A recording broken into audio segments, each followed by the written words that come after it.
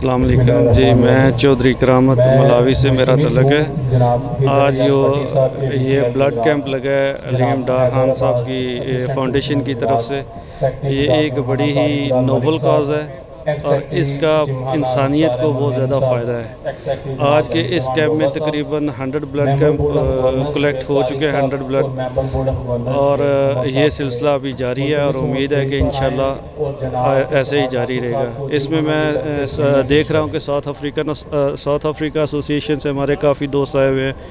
इनकी बड़ी काविश है, बड़ी सपोर्ट हासिल हुई है, और गुजरात जिमखाना से काफ़ी दोस्तों ने जो तावन किया है, जितने लोगों ने भी इसमें तावन किया है, सबका हम सबके शुक्रगुजार हैं और उम्मीद करते हैं कि आगे भी आइंदा भी इंशाल्लाह सब बढ़ चढ़ के इसमें हिस्सा लेंगे।